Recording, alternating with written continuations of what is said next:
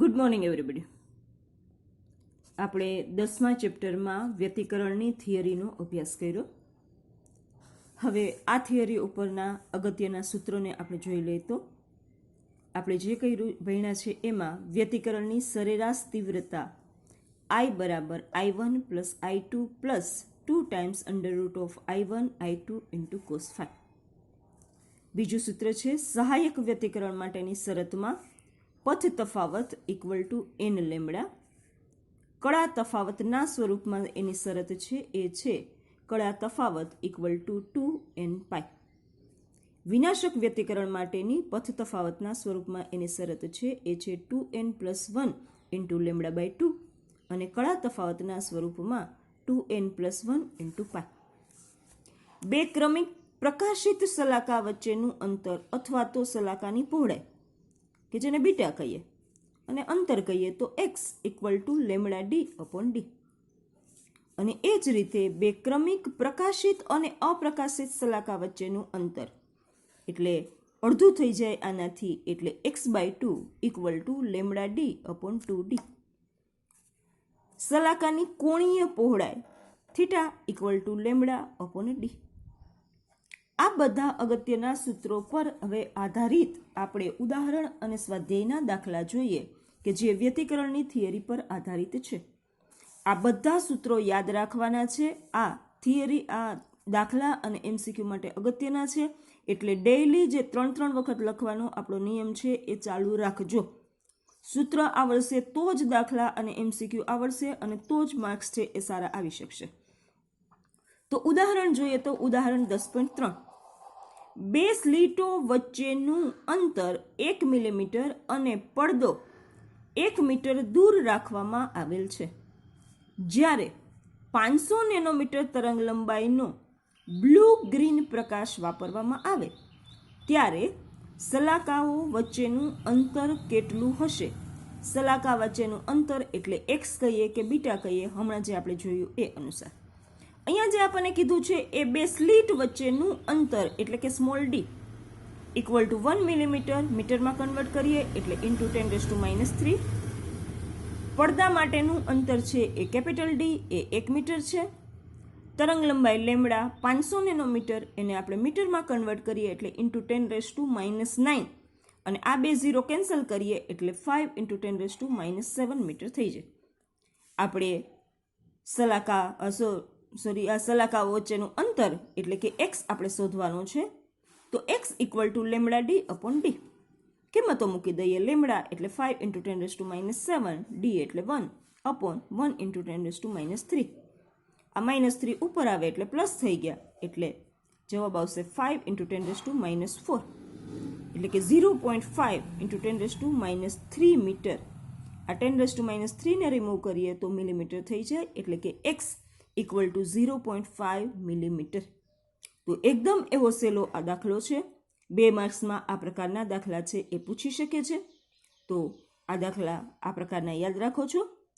ઉદાહરણ 10.4 અને 10.5 આ જ પ્રકારનો છે તો એ તમે જાતે કરવાનો પ્રયત્ન કરજો. હવે આપણે આગળ વધીએ છીએ. સ્વાધ્યાયનો ચોથો દાખલો સ્વાધ્યાય 10.4 જેમાં કહે છે યંગના બે સ્લીટના પ્રયોગમાં બે સ્લીટો વચ્ચેનું અંતર 0.28 મિલીમીટર અને પડદો 1.4 મીટર દૂર મૂકેલો છે. તો મધ્યસ્થ પ્રકાશિત સલાકા અને ચોથી પ્રકાશિત સલાકા વચ્ચેનું અંતર 1.2 સેન્ટીમીટર જેટલું માપવામાં આવે છે. તો પ્રયોગમાં વપરાયેલ પ્રકાશની તરંગ લંબાઈ શોધો. આ પ્રકારના દાખલા પૂછાય છે 3 માર્ક્સમાં. તો એ રીતે આપણે એને ધ્યાનમાં રાખશું. અહીંયા આપણને કહે છે કે બે સ્લીટ વચ્ચેનું અંતર એ 0.28 મિલીમીટર એટલે ડી બરાબર 0.28 મિલીમીટર. મીટરમાં કન્વર્ટ કરીએ એટલે ઇન્ટુ 10⁻⁻3. પડદો છે એ 1.4 મીટર દૂર મૂકેલો છે એટલે ડી કેપિટલ ડી બરાબર 1.4 મીટર. અહીંયા આપણને કહે છે ચોથી પ્રકાશિત સલાકા મધ્યસ્થ અને બીજી કીધી છે એ ચોથી પ્રકાશિત સલાકા એટલે ચોથી એટલે x4 એ મધ્યસ્થથી જે એનું અંતર છે એ છે 1.2 સેન્ટીમીટર એટલે 1.2 ઇન્ટુ 10⁻² મીટર અને તરંગ લંબાઈ આપણને શોધવાની કીધી છે એટલે લેમ્બડા બરાબર ક્વેશ્ચન માર્ક.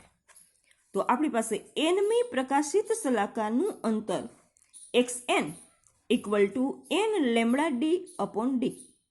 અહીંયા ચોથી પ્રકાશિત શલાકા માટે વાત કરીએ છીએ એટલે x4 equal to 4 lambda D upon D. Lambda શોધવો છે એટલે લેમ્બડાને સૂત્રનો કરતા બનાવીએ તો x4d અપોન 4d. બધાની કિંમતો મૂકી દઈએ. x4 એટલે 1.2 ઇન્ટુ 10⁻², સ્મોલ d 0.28 ગુણ્યા 10⁻³ આ 4, કેપિટલ ડી એટલે 1.4 મીટર. સાદુરૂપ આપી દઈએ છીએ તો જુઓ અહીંયા છે આ -3 -2 એટલે -5 થયા, તો આ -5 બાકી 1.2 ગુણ્યા 0.28 ના છેદમાં આ 4 અને 1.4 તો આવશે 0.06 ઇન્ટુ 10⁻5. પોઈન્ટ ખસેડી નાખીએ આપણે તો અહીંયા 6 ઇન્ટુ 10⁻7 આપણે પોઈન્ટ જમણી બાજુ ખસેડીએ છીએ એટલે માઇનસ ઘાત વધે, ડાબી બાજુ ખસેડીએ તો માઇનસ ઘાત ઘટે, તો આ થશે 6 ઇન્ટુ 10⁻7 મીટર. તો જો આને આપણે પાછળ 2 0 મૂકી દઈએ તો 600 ઇન્ટુ 10⁻9, તો આ વસ્તુ આપણે નેનોમીટરમાં લખી શકીએ કે 600 નેનોમીટર. આ જવાબ લખો તો પણ સાચો પડે, આ લખો તો પણ સાચો પડે, આ લખો તો પણ સાચો પડે. જવાબમાં પાછળ એકમ લખવો જરૂરી છે, એકમ ન લખીએ તો અડધો માર્ક કપાય. તો આ થઈ તરંગ લંબાઈ શોધવા માટેનો સૂત્ર. એક જ સૂત્રમાં આપણે વાત કરીએ છીએ પણ જુદી જુદી એમાં ભૌતિક રાશિ છે એ આપણે શોધવાની વાત આવે. હવે જે આપણે જોવા જઈએ છીએ એ છે સ્વાધ્યાયનો 6થો દાખલો, જેનો ક્વેશ્ચન આ મુજબ છે. યંગના 2 સ્લિટના પ્રયોગમાં વ્યતિકરણ શલાકાઓ મેળવવા માટે 650 નેનોમીટર એટલે કે લેમ્બડા અને 520 નેનોમીટર 2 તરંગ લંબાઈઓ ધરાવતા પ્રકાશ કિરણપુંજનો ઉપયોગ કરવામાં આવેલ છે. અહીંયા 2 લેમ્બડા છે એટલે એકને આપણે લેમ્બડા 1 અને બીજાને 2 કહીએ. એમાં પહેલો ક્વેશ્ચન છે 650 નેનોમીટર તરંગ લંબાઈ માટે પડદા પરની ત્રીજી પ્રકાશિત શલાકાનું મધ્યસ્થ અધિકતમથી અંતર શોધો. ત્રીજી પ્રકાશિત શલાકા એટલે x3 બંને તરંગ લંબાઈઓને કારણે મળતી પ્રકાશિત શલાકાઓ એકબીજા પર સંપાત થાય તે માટેનું મધ્યસ્થ અધિકતમથી ઓછામાં ઓછું અંતર શોધો. અગત્યનો દાખલો. આવા પ્રકારના દાખલા આપણને 3 માર્ક્સમાં પૂછે. અહીંયા લેમ્બડા 1 અને લેમ્બડા 2 આપણને આપેલું છે, જે નેનોમીટરમાં છે એને આપણે મીટરમાં કન્વર્ટ કરવા માટે 10⁻9 થી મલ્ટીપ્લાય કર્યા. હવે એ ક્વેશ્ચન છે એમાં એવું કહે છે કે મધ્યસ્થ અધિકતમથી ત્રીજી પ્રકાશિત શલાકાનું અંતર આપણને આપેલું છે અને એમાં આપણે મધ્યસ્થ અધિકતમથી એ આપણે અંતર શોધવાની વાત છે.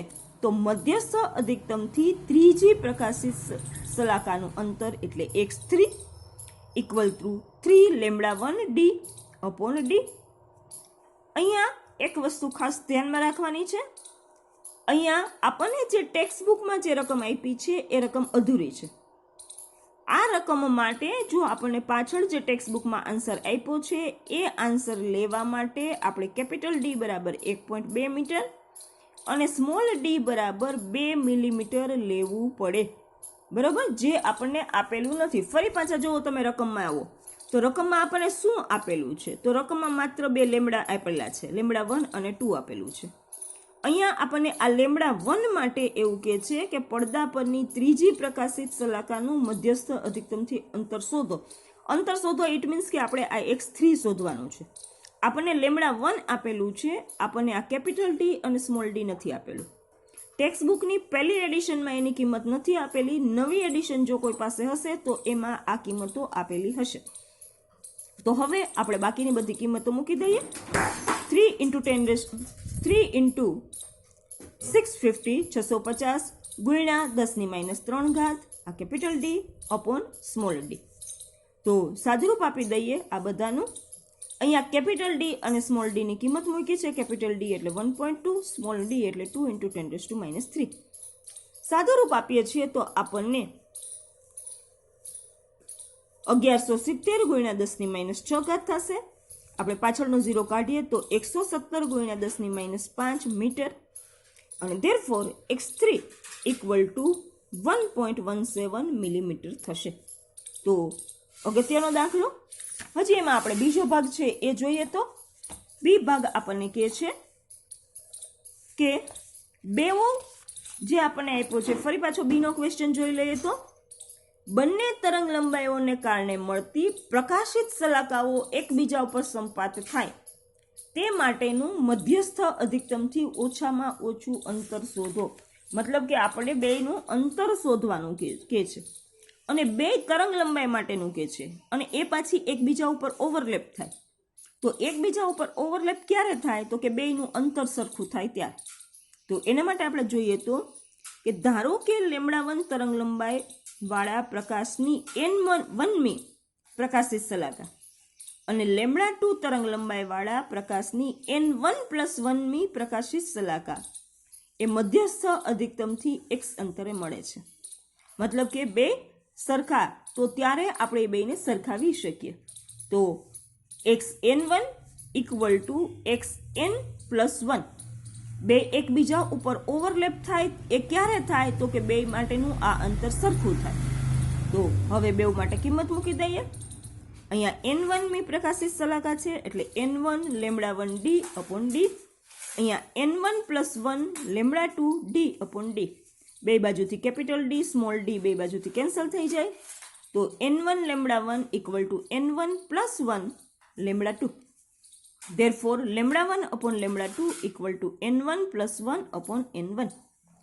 λ1 2 ની કિંમત મૂકીએ છીએ અને આ બાજુ એમને આપણે રાખીએ છીએ. તો therefore 5/4 equal to n1+1 upon n1.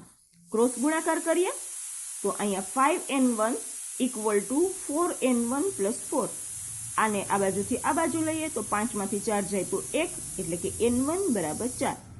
મતલબ કે મધ્યસ્થ અધિકતમથી હવે અંતર, એનો મતલબ એવો થયો કે બંને તરંગ લંબાઈની ચોથી, આ λ1 તરંગ લંબાઈની ચોથી અને λ2 તરંગ લંબાઈની 5મી પ્રકાશિત શલાકા એકબીજા ઉપર ઓવરલેપ થાય.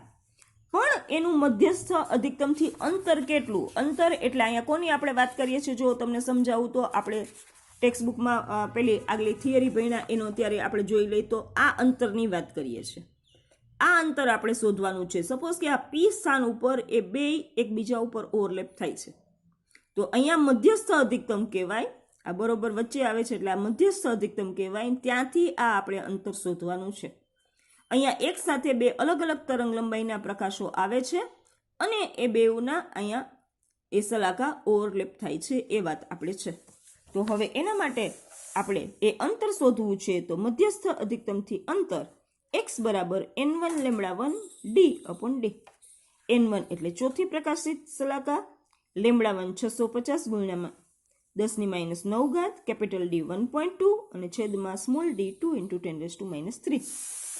સાદુરૂપ આપી દેશું તો આપણને x બરાબર મળશે 1.56 નેનોમીટર. તો આ સરસ મજાનો એવો દાખલો છે.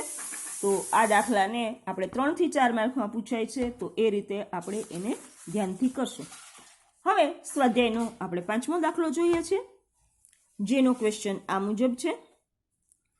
લેમડા જેટલી એકરંગી તરંગ લંબાઈ ધરાવતા પ્રકાશ સાથે કરેલા યંગના 2 સ્લિટના પ્રયોગમાં પડદા પરના જે બિંદુએ પથ તફાવત લેમડા જેટલો થાય ત્યાં તીવ્રતા k એકમ છે.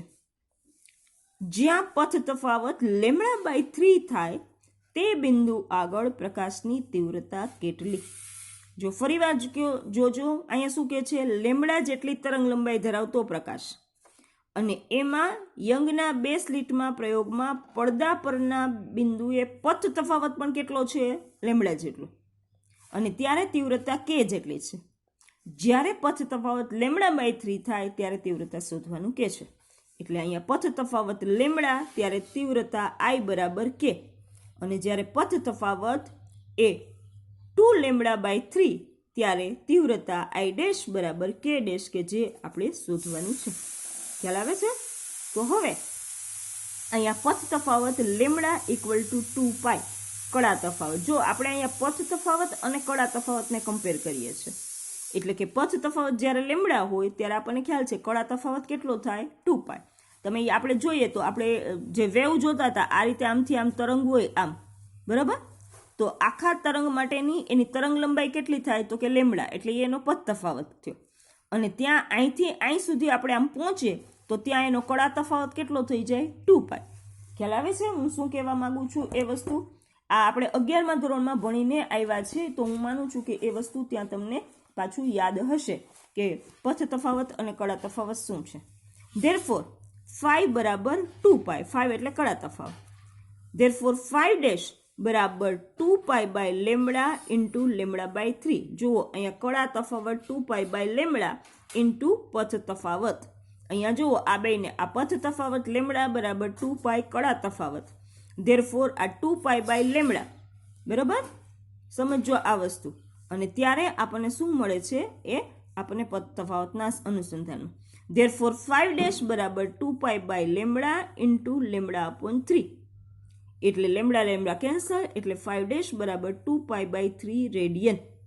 હવે અહીંયા બે તીવ્રતાની વાત છે, એટલે I બરાબર I1 plus I2 plus 2 under root of I1 I2 cos 5. Therefore અહીંયા I1 બરાબર I2 બરાબર I0 અને બરાબર K, એટલે કે K equal to 2I0 plus 2I0 into cos 2π, એટલે કે K equal to 4I0 cos 2π ની કિંમત 1 થશે. બીજા કિસ્સામાં વાત કરીએ તો I' equal to I1 plus I2 plus 2 under root of I1 I2 into cos 5'. I1 I2 ની તીવ્રતાને આપણે I0 કહીએ તો I' બરાબર K'. તો એના માટેથી ધેરફોર K' બરાબર 2I0 plus 2I0 cos 5. Therefore 2I0 plus 2I0 into cos 2π by 3. તો અહીંયા તમે જોશો તો આપણે આ cos 2π બાય 3 ની કિંમત થશે -1/2, કારણ અહીંયા તમે જુઓ cos 2π બાય 3 એટલે cos 2 ઇન્ટુ 180/3. ધેરફોર એનું સાદુરૂપ આપો એટલે 120 થાય, અને 120 એટલે cos એ બીજા ચરણમાં આવે ને બીજા ચરણમાં એની કિંમત થાય -1/2. જો ખાલી આપણને π બાય 3 હોત, cos π બાય 3 હોત તો એની કિંમત 1/2 થાય, પણ અહીંયા 2π બાય 3 છે એટલે કિંમત -1/2 થશે. તો એ આપણે અહીંયા કિંમત મૂકી દઈએ. Therefore K' equal to 2I0 plus 2I0 into -1/2. આ 2 કેન્સલ એટલે -I0 વધશે, એટલે કે K' બરાબર I0. હવે આપણે K' upon K equal to I0 upon 4I0. Therefore K' equal to K upon 4. અહીંયા ખાસ અગત્યની વાત છે, તમે આ ફોર્મ્યુલા યાદ રાખો તો તમે MCQના પણ સારા જવાબ આપી શકો. MCQમાં તમે ડાયરેક્ટલી આ કન્સેપ્ટનો ઉપયોગ કરી અને તમે જવાબ આપી શકો. તો એના માટેથી તમે આ વસ્તુ યાદ રાખો છો. બાકી દાખલામાં આ દાખલો ક્યારેય પૂછાતો નથી પરીક્ષામાં, પણ MCQ માટે આ વસ્તુ અગત્યની છે. તો આજે અહીં સુધીનું રાખીએ છીએ. આપણા નિયમ મુજબ બધા દાખલા દરરોજ 3 વખત કરવાના છે. સૂત્ર જ્યાં સુધી ચેપ્ટર પૂરું ન થાય ત્યાં દરરોજ 3 વખત લખવાના છે. અને ખાસ અગત્યની વાત, નિદાન કસોટી માટેથી તૈયારી કરતા રહેજો. 11મા ધોરણના અભ્યાસક્રમ પર આધારિત છે. શું એની પેપર સ્ટાઇલ હશે એ બોર્ડમાંથી નથી આવ્યું, પેપર બોર્ડમાંથી આવશે અને બોર્ડમાં માર્ક મોકલવાના છે, એટલે વ્યવસ્થિત લખીને સમયસર PDF પહોંચાડજો. તો આજે આપણે અહીં સુધીનું રાખીએ છીએ, બાકી બધું નેક્સ્ટ વિડીયોમાં.